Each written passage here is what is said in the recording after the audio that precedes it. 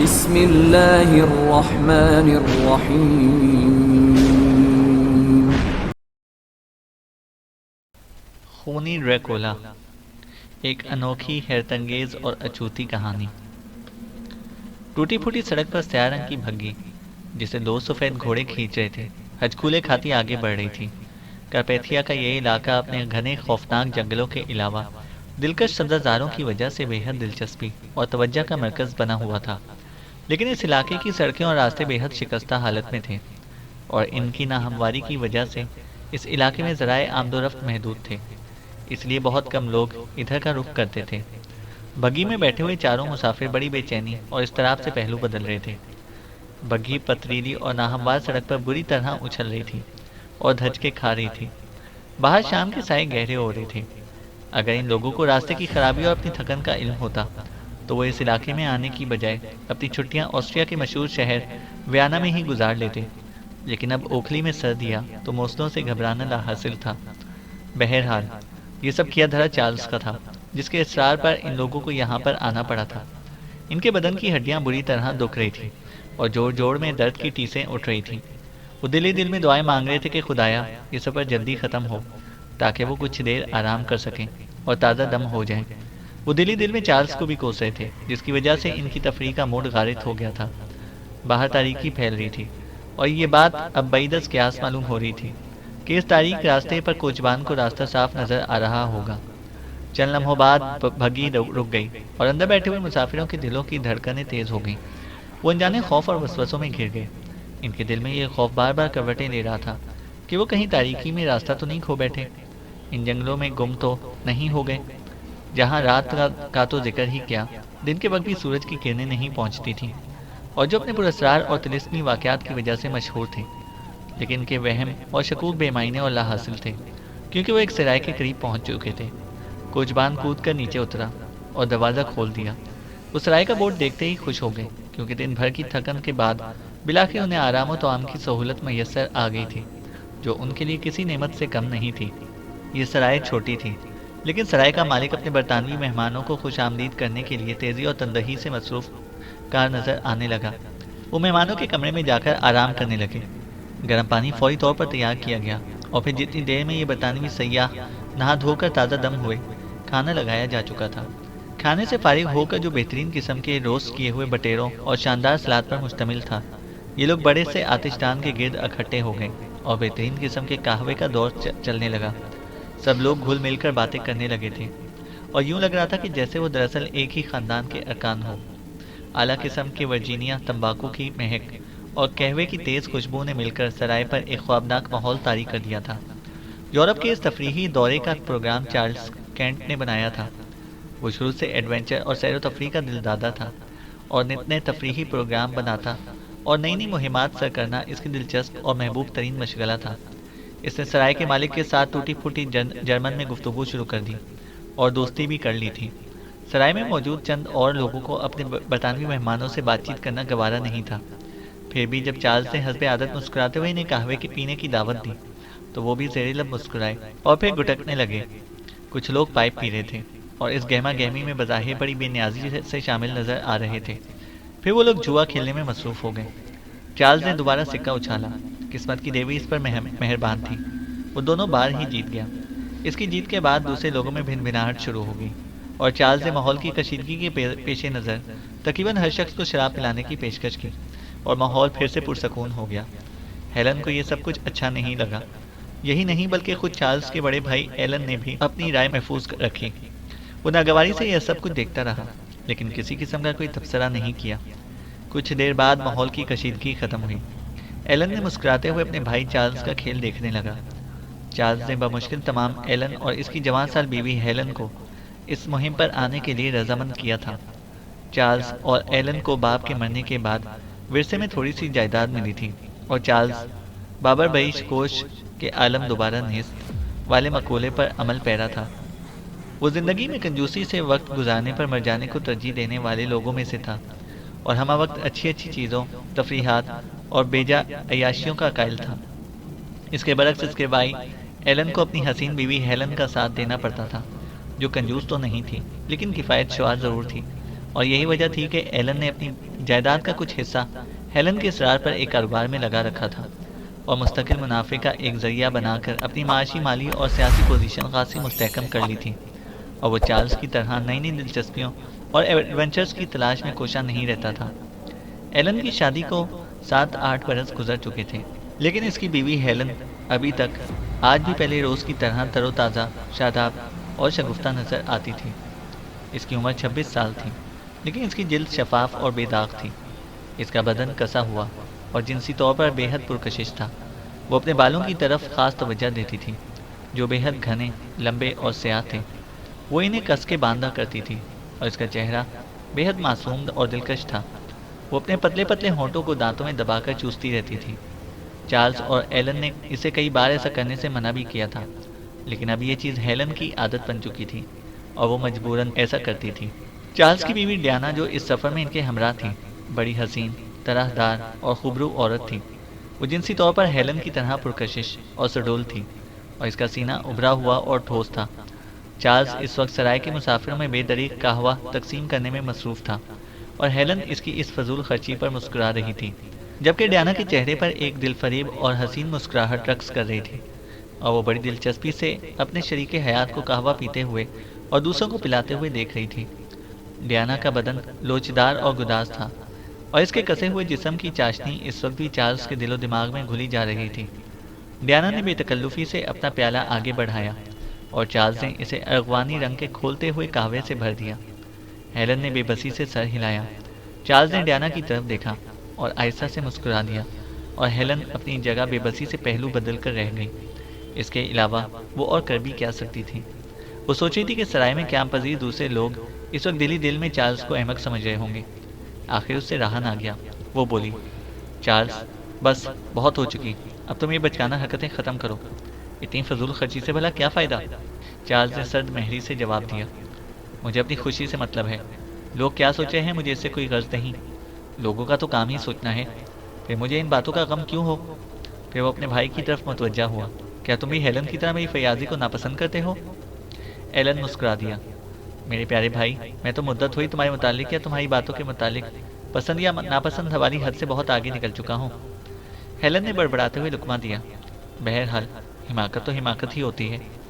Diana بالکل خاموش رہی اور اپنی خمار آلود آنکھوں میں مستی کے ڈورے لیے بے حد نشیلی مسکراہٹ لبوں پر سجائے بڑے محبت پاش انداز میں چارلز کو دیکھنے لگی۔ چارلز نے ڈیانا کی آنکھوں کا خاموش پیغام پڑھ لیا تھا۔ وہ بولا، میرا خیال ہے رات بہت ہو چکی ہے، اب ہمیں سو جانا چاہیے۔ اس کی یہ بات ہیلن کو بہت بھلی لگی، کیونکہ آرام کی طلب اسے بھی ستا رہی تھی، اور دوسری صبح پھر انہیں اسی تکلیف دہ سفر کی تیاری کرنے کے لیے خود کو جلد از جلد تازہ دم کرنا تھا۔ اسے یہ معلوم نہیں تھا کہ آرام انہیں اس قدر جلد میسر نہیں آ سکتا۔ ابھی وہ لوگ ہال سے نکل کر اپنے کمروں کی طرف بڑھ ہی رہے تھے کہ سرائے کا صدر دروازہ ایک زوردار دھماکے کے ساتھ یوں کھلا جیسے کسی نے اسے بھرپور ٹھوکر ماری ہو، اور سرد یخ بستہ ہوا کا جھونکا ہال میں داخل ہوا۔ سرائے میں موجود تمام لوگوں کے جسم میں سردی کی لہر سی دوڑ گئی، اور وہ سب خوفزدہ ہو کر دروازے کی طرف دیکھنے لگے۔ دروازے کے عین بیچوں بیچ ایک کبھی ہے کر لمبا چوڑا راہب کھڑا تھا۔ اس نے تیزی سے اپنی عقابی نظر چاروں طرف دوڑائیں، تیزی سے دانتوں سے اپنے ہونٹ کاٹے، پھر بڑی بے نیازی سے سرائے کا دروازہ زور سے بند کر دیا۔ کمرے میں ایک بار پھر آتش دان کی گرمی آہستہ آہستہ بڑھنے لگی۔ وہ تیزی سے آتش دان کی طرف بڑھا اور گرایا، مجھے ایک بوتل سرخ شراب کی شدید طلب ہے۔ سردیوں کی اس برفانی رات میں تو کوئی درندہ بھی باہر نہیں رہ سکتا۔ یکایک اس کے سر سے کوئی چیز ٹکرائی۔ اسے جھنجھلا کر اوپر دیکھا۔ وہاں کسی نے لہسن کی ایک پوتھی سیاہ ڈوری سے باندھ کر لٹکا رکھی تھی۔ اسے جنگلی پن سے بڑے وحشیانہ انداز میں اس ڈوری کو توڑ دیا اور لہسن کی پوتھی اٹھا کر آتش دان میں جھونک دی۔ احمق کہیں کے، خبیث بدروحوں، شیطانی خون آسام افریتوں اور شیطان صرف درندوں کے علاوہ مافوق الفطرت طاقتوں سے سرائے کو محفوظ رکھنے کا یہ کیا دقیانوسی طریقہ ہے؟ آخر یہ سب کیا ہے؟ سرائے کا مالک گھگیانے لگا، فادر شینڈرڈ، پلیز خدا کے لیے ہم پر رحم کیجیے۔ وہ پھر گرایا، رحم رحم رحم؟ میری سمجھ میں نہیں آتا، آخر تم لوگوں کی کھوپڑیوں میں کیا بھوسا بھرا ہوا ہے؟ 10 برس ہو چکے، اب یہ سب بدعتیں ختم ہو چکی ہیں، اور انہیں اب تک بالکل ختم ہو جانا چاہیے۔ ہال میں جہاں کچھ دیر پہلے آوازوں کا شور تھا، اب ایک روح فرسا خاموشی چھائی ہوئی تھی۔ فادر شینڈور نے شعلہ بار نگاہوں سے ہال میں موجود لوگوں کو گھورا اور ڈھارا۔ ابھی ابھی یہاں آنے سے پہلے، صرف کچھ دیر پہلے، ایک معصوم بچے کی لاش کو اس عذاب سے نجات دلائی۔ وہ لوگ کمبخت، کم عقل اور بدبخت لوگ اسے جلا دینے پر مصر تھے۔ میں کہتا ہوں کہ آخر کب تک لوگ یوں ہی وسوسوں، ضعیف الاعتقادی اور توہمات کا شکار ہوتے رہیں گے؟ آخر ہمیں کب عقل سلیم سے کام لینا آئے گا؟ سب لوگ خاموش تھے۔ یکایک پہلی بار فادر شینڈور کی نظر برطانوی باشندوں پر پڑی۔ اسے بھرپور نظروں سے چاروں سیاحوں کا جائزہ لیا اور آہستہ سے احتراماً ڈیانا کی تعظیم کے لیے جھکا۔ وہ جواباً مسکرائی اور سر کے اشارے سے اسے سلام کیا۔ فادر شینڈور نے ہیلن کو بھی تعظیم دی، لیکن وہ ٹس سے مس نہ ہوئی اور ٹکٹکی باندھے اس کی جانب دیکھتی رہی۔ چارلز نے حیرت سے راہب کی طرف دیکھا۔ وہ کہہ رہا تھا، زندگی میں سوائے دکھ اور مصائب کے اور بھلا رکھا ہی کیا ہے؟ میں اس لیے جو لمحہ بھی عیش و آرام پر گزر جائے اسے زندگی کا حاصل سمجھتا ہوں۔ آرام، عیش و عشرت، سیر و تفریح، یہ سب کچھ سکون دل اور قرار روح کے لیے اشد ضروری ہیں۔ چارلز اب راہب کی باتوں میں دلچسپی لے رہا تھا۔ اس نے کہا، فادر، اگر میرا خیال غلط نہیں تو ایسا معلوم ہوتا ہے کہ آپ کی زندگی کی گہما گہمیوں سے بڑی رغبت رکھتے ہیں۔ فادر شینڈور نے کہا، زندگی قدرت کا بیش قیمت عطیہ ہے میرے بچے، اور اس کے علاوہ بھلا کیا دھرا ہے زندگی میں؟ زندگی میں سکون اور عیش بے حد ضروری ہے۔ جہنم کی آگ مرنے کے بعد انسان کی منتظر ہوتی ہے، اور ویسے بھی تو زندگی ایک جہنم سے کم نہیں ہوتی۔ اس نے داد طلب نظروں سے دوسرے لوگوں کی طرف بھی دیکھا۔ ہیلن نے بیزاری سے ناک سکوڑی۔ فادر شینڈور نے اپنی بات جاری رکھی، اچھا، تو کیا میں پوچھ سکتا ہوں کہ میرے برطانوی مہمان یہاں کارپیتھیا میں اس ٹھٹھٹے ہوئے موسم میں کیا کر رہے ہیں؟ چارلز نے بڑی خوش اخلاقی سے اپنا اور دوسرے ساتھیوں کا مختصر سا رسمی تعارف کرایا۔ فادر نے نرمی اور خوش دلی سے گردن ہلائی اور اپنا تعارف کراتے ہوئے کہا، اور مجھے فادر شینڈور کہتے ہیں۔ میں کلینبرگ کے سب سے بڑے گرجا کا پادری ہوں اور آپ لوگوں کا حقیر خادم۔ چارلز نے اپنے ذہن میں کلینبرگ کے محل وقوع کی ایک مبہم سی تصویر بنانی چاہیے، لیکن وہ ناکام رہا۔ فادر نے اس کو تذبذب میں دیکھتے ہوئے کہا، میرے بچے، یہ جگہ یہاں سے کافی دور ہے۔ ہاں، یہ تو بتاؤ، کیا تم شکار کھیلنے کے شوقین ہو؟ اس نے کیا سارائی کی۔ چارلز نے جواب دیا، نہیں، مجھے کوہ پیمائی کا شوق ہے۔ ویسے بھی مجھے سیاحت اور قدرتی مناظر سے لطف اندوز ہونے سے جنون کی حد تک عشق ہے۔ خوب، بہت خوب، فادر شینڈور بولا۔ اس کی صحت قابل رشک تھی۔ پھر اس نے کہا، مجھے اپنے ساتھیوں سے یہی کہنا ہے کہ یہاں کے لوگوں کے بارے میں میری رائے کچھ زیادہ اچھی نہیں ہے۔ میری خواہش ہے کہ تم چاروں وہاں کلینبرگ آ جاؤ اور چند دن دوسرے راہبوں کی پرلطف رفاقت میں بھی گزارو۔ فقیروں کی محفل بڑی چیز ہے، کبھی آؤ ان محفلوں کی طرف۔ ہاں، ہم سب خلوص دل سے تمہارے لیے چشمے راہ ہیں۔ اس نے چارلز اور اس کے دوسرے تینوں ہمسفروں کی طرف دیکھا۔ چارلز کی باتیں اس دعوت پر کھل گئیں۔ وہ سوچنے لگا، یہ بھی ایک دلچسپ تجربہ ہوگا۔ اسے ہمیشہ نت نئے اور دلچسپ پروگرام بہت پسند آتے تھے۔ اس نے ابھی کچھ کہنے کے لیے منہ کھولا ہی تھا کہ ہیلن نے اس کی بات کاٹتے ہوئے سختی سے کہا، لیکن کلینبرگ جانا ہمارے پروگرام میں شامل نہیں ہے، ہم وہاں نہیں جا سکتے۔ چارلز نے کہا، میرا خیال ہے کہ اگر ہم ایک دن وہاں گزار لیں تو کوئی حرج بھی نہیں ہے، فادر کا دل رہ جائے گا۔ ہیلن بولی، لیکن کل تو ہمیں جوزف سے آج جانا ہے۔ فادر شینڈور چونک پڑا اور بڑی سنجیدگی سے مشورہ دیتے ہوئے بولا، پھر تو میرا خیال ہے کہ آپ لوگوں کو اپنا پروگرام فوراً اور بہر قیمت بدل دینا چاہیے۔ ہیلن کے تن بدن میں جیسے چنگاریاں سی لگ گئیں۔ ایلن نے بھی اسی لمحے ہیلن کا ساتھ دینا مناسب سمجھا اور نرمی سے بولا، فادر، ہم سب آپ کے بے حد شکر گزار ہیں کہ آپ ہمیں کلینبرگ آنے کی دعوت دے رہے ہیں، اور ہم سب آپ کے اس خلوص کی دل سے قدر کرتے ہیں، لیکن ہم نے آنے سے پہلے ہی اپنا پروگرام ترتیب دے لیا تھا۔ اسے صفائی پیش کرتے ہوئے معذرت چاہی۔ فادر شینڈور کے چہرے پر ایک لمحے کے لیے خوف اور بے اطمینانی کی جھلک نمودار ہوئی۔ اس نے کہا، میں آپ لوگوں کو کلینبرگ آنے پر مجبور نہیں کرتا، اور میں جانتا ہوں کہ میں آپ کو آپ کی مرضی کے خلاف کہیں بھی جانے سے روک بھی نہیں سکتا، لیکن میری ناقص رائے میں جوزف سے آج جانا ایک فاش غلطی ہوگی۔ یہ خیال ہی کسی حماقت سے کم نہیں ہے۔ میں آپ کو یہ مشورہ دوں گا کہ آپ لوگ جوزف سے آج ہرگز نہ جائیں۔ فادر نے نرم لہجے میں انہیں تنبیہ کی۔ ڈیانا نے کہا، لیکن ہم نے تو سنا ہے کہ وہ بہت بڑی خوبصورت جگہ ہے۔ وہ وہاں جانے کے لیے مصر تھی۔ اس نے کہا، ویسے بھی فادر، آپ فکر نہ کریں، ہم لوگ بہت تجربہ کار اب کوہ پیما ہیں۔ کیا وہاں بہت خطرناک اور دشوار گزار چٹانیں اور راستے ہیں؟ چارلز نے پوچھا، فادر، کیا آپ اس علاقے کی مشکل سرزمین کی وجہ سے ہراساں ہیں؟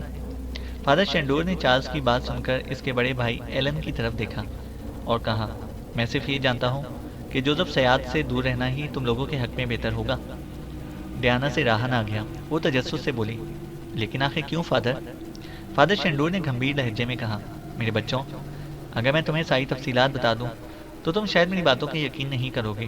میں خود بھی کبھی توہمات اور وسوسوں کا قائل نہیں رہا، لیکن خطرے سے دور رہنا ہی بہتر ہوگا۔ جوزف سیاد دراصل بدروحوں اور خبیث شیطانی طاقتوں اور بدخصلت افریتوں کا مسکن ہے، اور مجھے ڈر ہے کہ اس معاملے میں وہاں کے رہنے والے لوگ بھی تمہاری کوئی مدد نہیں کر سکتے۔ اس ملک میں اور بھی بہت سی سینکڑوں قابل دید اور خوبصورت حسین مناظر والی جگہیں موجود ہیں جہاں جا کر تم لوگ زندگی کا صحیح لطف اٹھا سکتے ہو، لیکن جوزف سیاد سے دور رہنا ہی اچھا ہے۔ فادر کی باتوں میں صداقت جھلک رہی تھی، لیکن چارلز نے بددلی سے کہا، تو گویا یہ چیز بھی اب ہمارے لیے ایک چیلنج بن گئی ہے۔ فادر شینڈور نے اس کی بات کا کوئی جواب نہیں دیا اور چلایا، سرائے کا مالک کہاں ہے؟ سرائے کے مالک نے آگے بڑھ کر سراسیمگی کے عالم میں فادر کے ہاتھ سے شراب کا جام لے لیا۔ وہ دھاڑا، اپنے آدمی سے کہو میرا گھوڑا باہر تھان سے کھول کر لے آئے، رات گزرتی جا رہی ہے اور مجھے ابھی بہت دور جانا ہے۔ پھر وہ چارلز، ڈیانا، ایلن اور ہیلن کی طرف متوجہ ہوا۔ اچھا میرے بچوں، یسوع مسیح تمہاری حفاظت کرے۔ کہنا تو یہی ہے کہ تم میری باتوں پر اور میری ہدایت پر عمل کرو، لیکن اگر تم ایسا نہ بھی کرو تو بھی قلعے کے قریب مت جانا، اسی میں تمہاری بھلائی ہے۔ اس نے نصیحت کی۔ قلعہ؟ ایلن نے حیرت سے دہرایا، نقشے میں تو قلعے نام کی کوئی چیز سرے سے موجود نہیں تھی۔ فادر نے مضحکہ خیز انداز میں اس کی طرف دیکھا اور بولا، ضروری نہیں کہ جو چیز نقشے میں نہ ہو اس کا وجود سرے سے ہی نہ ہو۔ بہرحال تم لوگ قلعے سے دور ہی رہنا۔ یہ کہہ کر فادر تعظیماً جھکا اور پھر تیزی سے باہر نکل گیا۔ دروازہ پھر سے مقفل کر لیا گیا اور دور رات کے سناٹے میں فادر کے گھوڑوں کی ٹاپوں کی آوازیں گونجتی ہوئی رفتہ رفتہ معدوم ہوتی چلی گئیں۔ فادر کے جاتے ہی سرائے میں سرگوشیاں اور ہلکی ہلکی آوازیں ابھرنے لگیں۔ یکایک ایلن نے سرائے کے مالک سے پوچھا، فادر نے جس قلعے کے متعلق بتایا تھا، کیا تمہیں معلوم ہے کہ وہ قلعہ کہاں پر واقع ہے؟ سرائے کے مالک نے پھٹی پھٹی آنکھوں سے ایلن کی طرف دیکھا۔ قلعہ؟ قلعہ؟ کیا قلعہ؟ جہاں تک میرے علم میں ہے مجھے کسی قلعے کا پتہ نہیں ہے۔ سرائے کے مالک نے بڑی بے اعتنائی اور سرد مہری سے جواب دیا۔ صاف ظاہر تھا کہ وہ کچھ چھپا رہا تھا اور جھوٹ بول رہا تھا۔ اس کے چہرے کا بدلا ہوا رنگ اس کی جھوٹ کی غمازی کر رہا تھا۔ ڈیانا نے چارلز سے کہا، ڈارلنگ، مجھے حیرت ہے کہ یہ کم وقت آخر اس طرح خوفزدہ کیوں ہے؟ چارلز نے کہا، خیر یہ کوئی بات نہیں، دراصل فادر شینڈور کی آمد نے اس کے دل و دماغ پر بہت گہرا اثر کیا ہے۔ اس نے اپنی رائے ظاہر کی۔ ہیلن کا خیال تھا کہ انہیں ان فضول اور بے بنیاد باتوں پر دھیان دیے بغیر اپنا سفر جوزف سیاد کی طرف جاری رکھنا چاہیے۔ ویسے خود ہیلن بھی خواہ مخواہ رسک لینے کی عادی نہیں تھی۔ چارلز کے ہونٹوں پر زبان پھیرتے ہوئے اپنی گل اندام شریک حیات ڈیانا کی طرف دیکھا۔ اس کے آتشی بدن کی آنچ اور رخساروں کی دھیمی دھیمی آگ کی لپٹیں اس کے دل کے گوشوں کو چھو رہی تھی، لیکن ساتھ ہی ساتھ چارلز کا ذہن اس وقت جوزف سیاد والے قلعے کے وجود میں الجھا ہوا تھا۔ وہ سوچ رہا تھا کہ کون جانے واقعی وہاں کوئی قلعہ ہوگا بھی یا نہیں۔ اس کا خیال تھا کہ انہیں شاید وہاں کوئی نئی اور دلچسپ مہم ضرور پیش آ سکتی تھی۔ وہ سوچنے لگا، اگر ایسا ہو جائے تو کس قدر مزہ آئے گا اور سفر کا لطف دوبالا ہو جائے گا۔ اس نے ڈیانا کا گلابی بازو آہستہ سے تھاما اور پھر اس کی کمر میں ہاتھ ڈالے سیڑھیاں طے کر کے اوپر بیڈ روم کی طرف چل دیا۔ دوسرے دن علیہ صبح ہی وہ لوگ سرائے سے چل دیے۔ ایک بار پھر بھگی کا سفر شروع ہو گیا۔ کافی دور تک چلنے کے بعد کوچبان نے بھگی روک دی اور ان لوگوں سے اتر جانے کا اصرار کرنے لگا۔ چارلز نے احتجاج کیا، لیکن یہ بات تو صریحاً زیادتی ہے اور ہمارے معاہدے کے خلاف ہے۔ تم نے تو ہم سے کانٹریکٹ کیا تھا کہ تم ہمیں جوزف سیاد تک لے چلو گے، پھر آخر ہم یہاں کیوں اتریں؟ یہ بھی بھلا کوئی شرافت ہے؟ کوچبان نے بے نیازی سے کندھے اچکائے۔ تم لوگ وہاں تک پیدل بھی جا سکتے ہو، میں ایک انچ بھی بھگی آگے نہیں لے کر جاؤں گا۔ چارلز کی قوت برداشت جواب دے گئی۔ اس کے تن بدن میں آگ سی لگ گئی۔ ایلن نے بھی اس کا ساتھ دیا۔ وہ اور ایلن بضد تھے کہ کوچبان انہیں آگے لے جائے، لیکن وہ کم وقت انہیں وہاں اتارنے پر مصر تھا۔ جھگڑا جلد ہی سنگین نوعیت اختیار کر گیا اور خاصی تو میں کے بعد نوبت آخر اٹھا پٹک تک جا پہنچی۔ لیکن اس سے پہلے کہ ماردھاڑ شروع ہوتی، اچانک چارلز کی نظریں دور ایک پرانے قلعے پر مرکوز ہو کر رہ گئی۔ اس نے حیرت سے قلعے کی طرف دیکھا اور اشارہ کیا، وہ دیکھو قلعہ، وہ رہا قلعہ۔ کوچبان نے یکلخت پلٹ کر دیکھا۔ اسی اسنا میں ہیلن اور ایلن قلعے کی طرف دیکھے جا رہے تھے۔ چارلز نے کوچبان کا شانہ آہستہ سے تھپتھپایا۔ یہ کیا جگہ ہے؟ کوچبان جان بوجھ کر انجان بننے لگا۔ کیا جگہ ہے؟ کون سی جگہ؟ وہ قلعے کی طرف سے نظریں چرا رہا تھا اور دوسری طرف دیکھے جا رہا تھا۔ اسی دوران چارلز نے اس کا گریبان پکڑ لیا اور اسے گھسیٹ کر نیچے گرا لیا۔ وہ دونوں گتھم گتھا ہو گئے اور چٹان کی ڈھلوان سے لڑکتے ہوئے نیچے جا گرے۔ نیچے گرتے ہی کوچبان سنبھلا، اپنی جگہ سے اٹھا اور اس نے پلک جھپکتے ہی اپنے لباس سے ایک تیز دھار کا بڑا پھلدار شکاری چاقو نکال لیا۔ وہ اسے گھماتا ہوا چارلز کی طرف بڑھنے لگا، پھر سے کمینگی، گھٹیا پن اور سفاکی سے اپنے گندے دانتوں کی نمائش کرتے ہوئے کہا، اچھا اب بہت ہو چکی، تم سیدھی طرح خواتین کو بھگی سے باہر نکالو، اپنا سامان اٹھاؤ اور چلتے پھرتے نظر آؤ، ورنہ میں گھی ٹیڑھی انگلیوں سے نکالنے پر مجبور ہو جاؤں گا۔ اس نے ایلن اور چارلز کو وارننگ دی۔ اس کی آواز میں ہلکا سا ارتعاش تھا جس نے چارلز اور ایلن کو اور خوفزدہ کر دیا، اور وہ اس کی درندگی اور وحشت کو نظروں میں تول رہے تھے۔ پھر انہوں نے سوچا کہ حالات کی سنگینی کے پیش نظر یہی مناسب ہوگا کہ وہ بھگی خالی کر دیں۔ ہیلن اور ڈیانا بھی بھگی سے اتر آئیں۔ چارلز کا جسم غصے سے کانپ رہا تھا۔ اسے ایک قدم آگے بڑھایا، لیکن ڈیانا نے مضبوطی سے اس کا ہاتھ پکڑ لیا۔ وہ سہمی ہوئی نظروں سے کوچبان کے ہاتھ میں چمکتے ہوئے چاقو کو دیکھ رہی تھی۔ کوچبان بجلی کی سی تیزی سے مڑا اور ایک چھلانگ مار کر بھگی میں جا بیٹھا۔ اس نے تیز دھار چاقو سے سامان کی ڈوری کاٹی اور ایک ایک کر کے سارے سوٹ کیس سڑک پر آ گرے۔ کوچبان نے لگامیں سنبھال لی اور بولا، میں کل صبح سورج نکلنے کے 2 گھنٹے بعد پھر یہاں آؤں گا۔ میں تمہیں یہاں سے لے جاؤں گا، لیکن جوزف سے یاد نہیں، یہاں سے واپس۔ ہاں، بس شرط یہی ہے کہ تم لوگ اگر کل صبح تک زندہ مل گئے تو، ورنہ پھر تو مجبوری ہے۔ وہ سفاکی سے مسکرا دیا۔ ہیلن اور ڈیانا نے خوف سے جھرجھری لی۔ ڈیانا نے چارلز کے بازو پر اپنی گرفت اور مضبوط کر دی۔ کوچبان نے چابک لہرایا اور گھوڑے ہنہناتے ہوئے ہوا سے باتیں کرنے لگے۔ چند لمحوں میں دور ہوتی ہوئی بھگی ایک سیاہ دھبا بن کر رہ گئی اور پھر اس کا کوئی نشان بھی باقی نہیں رہا۔ اب وہ چاروں اس ویرانے میں بے آسرا کھڑے تھے۔ چارلز نے کوچبان کے جانے کے بعد کہا، میرا خیال ہے کہ وہ تاریکی سے بے حد خوفزدہ تھا، لیکن خدا کا شکر ہے کہ ہماری جانیں اور مال محفوظ رہا، کیونکہ وہ کوئی ڈاکو یا رہزن نہیں تھا۔ اب آہستہ آہستہ شام کے سائے ڈھل رہے تھے اور دور فاصلے پر قلعے کی چند کھڑکیوں سے چمکتی ہوئی روشنی تاریک رات میں ستاروں کی طرح ٹمٹما رہی تھی۔ دور سے دیکھنے پر قلعے کی عمارت بڑی بوسیدہ اور پرانی نظر آتی تھی۔ دن کی روشنی میں چاہے قلعہ کیسا بھی لگتا ہو، لیکن رات کی ہولناک تاریکی میں قلعہ خاصا بھیانک اور پراسرار نظر آ رہا تھا۔ چارلز نے کہا، فادر شنڈور نے ٹھیک کہا تھا، قلعہ موجود ہے، یہ کوئی وہم یا نظر کا دھوکہ ہرگز نہیں ہے۔ ڈیانا نے پوچھا، لیکن خدا معلوم ایسا کیا راز ہے جو ہر شخص اس قلعے کا ذکر آتے ہی پہلو تہی کرنے کی کوشش کر رہا تھا؟ تم نے دیکھا ہوگا کہ خود کوچبان بھی ہمیں بیوقوف بنانے کی ناکام کوشش کر رہا تھا۔ ہیلن نے کہا، میرا خیال ہے کہ فادر شنڈور کا خدشہ بے بنیاد ہرگز نہیں ہے، ہمیں اس قلعے سے دور ہی رہنا چاہیے۔ چارلز نے چونک کر ہیلن کی طرف دیکھا۔ یہ پہلا موقع تھا کہ ہیلن نے اپنی فطری خودسری اور ضدی طبیعت کے برعکس کسی دوسرے کی رائے کی تائید کی تھی۔ وہ حیرت سے ہیلن کی طرف دیکھنے لگا۔ خود ہیلن کی تائید اس کی شریک حیات ڈیانا بھی کر رہی تھی۔ چارلز نے خاموشی سے ایلن سے مشورہ کیا کہ اس معاملے میں اس کی رائے کیا ہے۔ ایلن نے جو ایسے معاملات میں زیادہ تر چارلز پر اعتماد کیا کرتا تھا، اس مرتبہ بھی خاموش رہا، پھر بولا، میرا خیال ہے کہ ہمیں رات قلعے سے باہر ہی گزارنی چاہیے۔ غالباً وہ بھی ایسے حالات میں کوئی خطرہ مول نہیں لینا چاہتا تھا۔ چارلز نے کچھ فاصلے پر بنی ہوئی لکڑہاڑے کی جھونپڑی کی طرف اشارہ کیا اور کہا، میرا خیال ہے کہ ہم رات کو یہاں آگ جلا کر شب بسر کر سکتے ہیں۔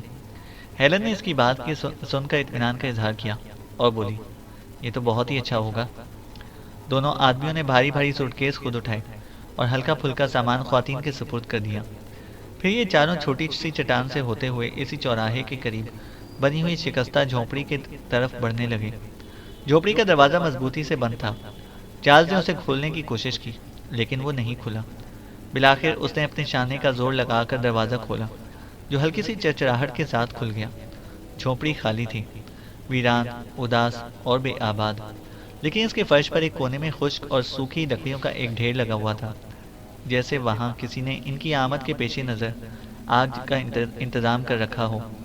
چارلز نے اپنے ہاتھوں میں اٹھائے ہوئے دونوں سوٹ کیس فرش پر رکھ دیے اور خالی خالی نظروں سے جھونپڑی کا جائزہ لینے لگا۔ پھر اسے اپنے ساتھیوں سے کہا، میرا خیال ہے کہ رات گزارنے کے لیے یہ جگہ برمحل اور مناسب ہے۔ ہیلن نے اطمینان کا سانس لیا۔ اسے تو قلعے کے خیال سے ہی وحشت اور گھٹن سی ہو رہی تھی۔ اس نے دل میں خدا کا شکر ادا کیا، لیکن چارلز کچھ بے چین سا نظر آ رہا تھا۔ وہ سوچا تھا کہ آخر یہ لوگ کیوں اتنے بزدل واقع ہوئے ہیں۔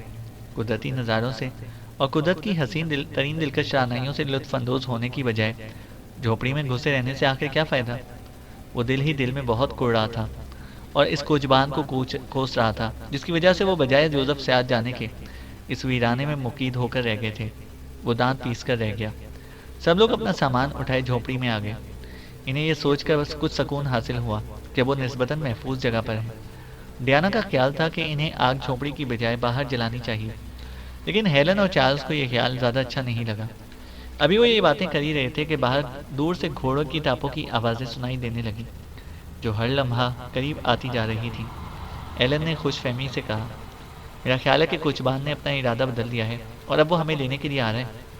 ہیلن کی بانچیں کھیل گئیں۔ اس ہولناک ویرانے میں جہاں دور دور تک آدمی کا نام و نشان نہیں تھا، اس کا دم گھٹا جا رہا تھا۔ وہ چاروں جھوپڑی سے نکل کر چوراہے کے قریب کھڑے ہو گئے اور شام کے دھندلکے میں ادھر ادھر دیکھنے لگے، جدھر سے آوازیں آ رہی تھیں، لیکن بالکل غیر متوقع طور پر انہیں ایک بھگی اس سمت سے آتی نظر آئی جدھر قلعہ واقع تھا۔ ڈیانا نے سہم کر چارلز کا بازو تھام لیا۔ ڈیانا کا ہاتھ سرد ہو رہا تھا۔ درختوں کے جھنڈ سے مڑتی ہوئی سڑک پر سیاہ بھگی نمودار ہوئی، جسے دو بے حد شاندار نسل کے سیاہ چمکدار گھوڑے کھینچ رہے تھے، لیکن بھگی پر وہاں کوئی کوچبان موجود نہیں تھا۔ ہیلن کا حلق خوف سے خشک ہونے لگا اور اس کے ہونٹ پر پپڑیاں جمنے لگیں۔ اس کے شوہر ایلن نے چارلز کی طرف دیکھا اور بولا، گھوڑے ہوا سے باتیں کر رہے ہیں، کیا ہم انہیں روک سکیں گے؟ یہ سنتے ہی چارلز نے، جو ہمیشہ سے مہم جو واقع ہوا تھا، سڑک کے درمیان کھڑے ہو کر اپنے دونوں ہاتھ فضا میں بلند کر دیے۔ گھوڑے اس وقت کسی کمان سے نکلے ہوئے تیر کی طرح برقرفتاری سے اس کی طرف بڑھ رہے تھے۔ ان کی خوبصورت عیالیں ہوا میں لہرا رہی تھیں اور مدھم روشنی کے باوجود ان کے سیاہ جسم لہراتے ہوئے چمکدار شیشناک کی مانند چمک رہے تھے۔ جو ہی دونوں گھوڑے بے قابو اور سرکش طوفانوں کی طرح چارلز کے نزدیک آئے، ڈیانا نے ایک دل خراش چیخ ماری اور بے قرار ہو کر چیخی، چارلز، خدا کے لیے اپنے آپ کو بچا لو۔ وہ خوف سے بری طرح لرز رہی تھی، لیکن چارلز اپنی جگہ پر کسی چٹان کی طرح جمع رہا۔ وہ بڑی بے خوفی سے گھوڑوں کی طرف دیکھے جا رہا تھا۔ اسی دوران بھگی اس کے بہت قریب آ چکی تھی۔ پھر اچانک بھگی چارلز سے صرف 1 گز کے فاصلے پر آ کر رک گئی۔ گھوڑے ہنہنانے لگے اور بار بار اپنے چمکیلے سم زمین پر مارنے لگے۔ چارلز نے آگے بڑھ کر ایک گھوڑے کے سر پر پیار سے ہاتھ پھیرا اور اس کی لگامیں تھام لی۔ ہیلن اور ڈیانا بڑی نروس ہو رہی تھی۔ چارلز نے کہا، مجھے یقین ہے کہ یہ حالات بڑے غیر معمولی ہیں، لیکن مجھے بڑی مایوسی ہوگی اگر اس سفر میں اور بھی حیرت انگیز اور دلچسپ واقعات پیش نہ آئے۔ پھر اس نے سب لوگوں کو بھگی میں بیٹھنے کا اشارہ کیا۔ ڈیانا اور ہیلن سرگوشیوں میں باتیں کر رہی تھیں۔ یہ سب کچھ بڑا پراسرار تھا، بڑا غیر معمولی اور بہت سنگین نظر آ رہا تھا، لیکن اس دور دراز اور پل ہول سناٹے سے اور یہاں کی ہولناک ویرانی سے کہیں بہتر تھا کہ وہ لوگ بھگی میں بیٹھ جاتے۔ ہو سکتا تھا کہ اس طرح وہ کسی سرائے میں جا سکتے اور یوں سفر کی کوفت، الجھن اور پریشانی کسی حد تک دور ہو جاتی۔ آخر چارلز نے فیصلہ سنا دیا، ٹھیک ہے، اب ہمیں دیر نہیں کرنی چاہیے، آؤ سامان لا دیں اور چلنے کی تیاری کریں۔ اسے یقین تھا کہ ہیلن کے مقابلے میں ڈیانا زیادہ ہمت اور جرأت کا مظاہرہ کرے گی اور فوراً بھگی میں بیٹھ جائے گی، اور ہوا بھی یہی۔ ہیلن جھجکتے ہوئے بھگی میں سوار ہوگی۔ ایلن نے بھی چارلز کا ہاتھ بٹایا اور جلدی جلدی سارا سامان لکڑہاڑے کی جھوپڑی سے نکال کر بھگی میں رکھ دیا۔ پھر وہ اس کے برابر ہی بیٹھ گیا۔ چارلز نے لگامیں سنبھالی۔ ایلن نے پوچھا، اب کہاں کے ارادے ہیں جوزف سیاد؟ چارلز نے بے خوفی سے کہا، ہاں، جوزف سیاد۔ اس کے لہجے میں یقین اور عزم و اعتماد جھلک رہا تھا۔ چارلز نے گھوڑوں کی لگامیں کھینچی اور وہ ہوا سے باتیں کرنے لگے، لیکن فوراً چارلز کو اپنے بیوقوف ہونے کا احساس شدت سے ہونے لگا۔ اس کی آنکھیں خوف اور دہشت سے ابل پڑیں۔ گھوڑے آہستہ آہستہ لیکن یقیناً اپنا رخ بدل رہے تھے اور بجائے جوزف سیاد کی سڑک پر جانے کے، واپس قلعے کی طرف جانے والی سڑک پر سرپٹ دوڑ رہے تھے۔ چارلز زور سے چیخا، لیکن رات کی بڑھتی اور گہری ہوتی ہوئی تاریکی اور ہولناک سناٹے میں اس کی آواز زیادہ دور تک نہیں گونجی۔ اس کی چیخ اس کے لبوں تک آئی اور پھر حلق میں گھٹ کر رہ گئی۔ گھوڑے بہت تیزی سے سڑک کو کونتے ہوئے قلعے کی طرف بڑھ رہے تھے اور ان کے سموں سے چنگاریاں نکل رہی تھیں۔ ان کی رفتار لمحہ بلمحہ بڑھتی ہی چلی جا رہی تھی۔ چارلز کو یقین ہو گیا تھا کہ وہ ان جانوروں کا رخ تبدیل نہیں کر سکے گا۔ اس نے لگامیں چھوڑ دی۔ لگامیں ڈھیلی ہونے کے باوجود بھی گھوڑوں کی رفتار کم نہیں ہوئی، بلکہ وہ بدستور برقرفتاری سے بھاگے جا رہے تھے۔ چارلز نے دل ہی دل میں سوچا، ہو سکتا ہے قلعے کا مالک کوئی خوش اخلاق، نیک اور رحم دل آدمی ہو۔ وہ ان حالات میں بھی امید کا دامن چھوڑنے پر تیار نہیں تھا۔ رات کی اس ویران تاریکی میں گھوڑے یوں بے خطر بغیر کسی روشنی کے تیزی سے موڑ کاٹتے ہی وہ آسانی سے آگے بڑھ رہے تھے، جیسے ان کے سم ان راستوں سے اچھی طرح آشنا ہو۔ پھر قلعے کی کھڑکیوں کی زرد روشنی قریب آنے لگی اور گہرے پانی سے بھری ہوئی ایک چوڑی خندق عبور کر کے گھوڑے بڑے وقار سے قلعے کے بڑے دروازے سے گزر کر اندر داخل ہو گئے۔ یہ ایک بڑا سا صحن تھا۔ اب گھوڑوں کی رفتار آہستہ ہو گئی تھی اور پہیوں کی گڑگڑاہٹ میں بھی کمی آ گئی تھی۔ آخرکار بھگی صدر دروازے کے سامنے رک گئی۔ ہر طرف ایک عجیب سی بھیانک سوگوار خاموشی تھی اور سناٹا چاروں مسافروں کی رگوں میں سنسنی بن کر اترتا چلا جا رہا تھا۔ ایلن نے درشتگی سے کہا، یہ سب کیا ہے؟ کیا ہو رہا ہے؟ تم ہمیں یہاں کیوں لے کر آئے ہو؟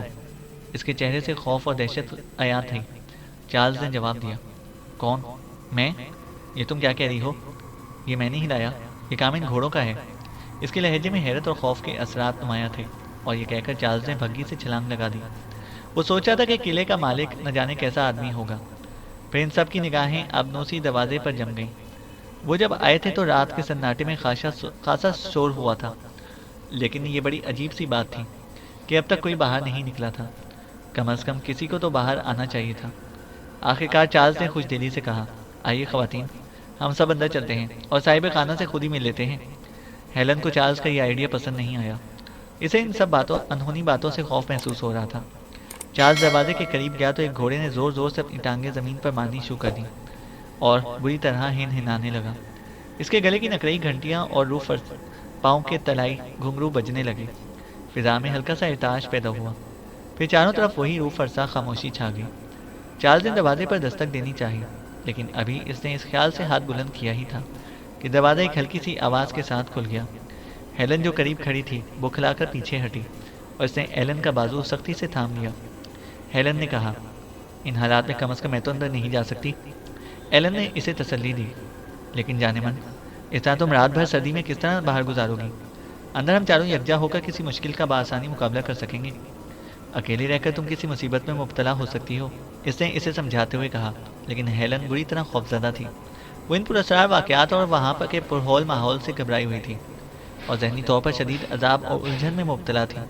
آخر چارلز اور ڈیانا کے اصرار پر ہیلن بھی اندر جانے کے لیے رضامند ہو گئی اور وہ چاروں اندر چلے گئے۔ دروازہ ایک زوردار آواز کے ساتھ بند ہو گیا۔ یہ ایک بڑا سا ہال تھا جس کے خاتمے پر ایک خوبصورت گیلری بنی ہوئی تھی۔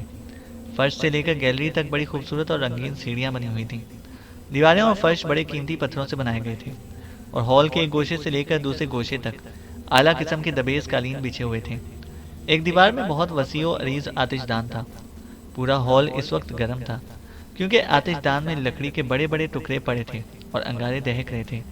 آتش دان میں شعلے بھڑک رہے تھے۔ چارلز کی آواز ہال میں گونجی اور دیواروں سے ٹکرا کر واپس آ گئی، ہیلو، کوئی ہے؟ لیکن کوئی جواب نہیں ملا۔ آتش دان کی لکڑیاں ابھی تازہ تھیں، یوں جیسے ان کے آنے کے سلسلے میں یہ سب اہتمام کیا گیا تھا۔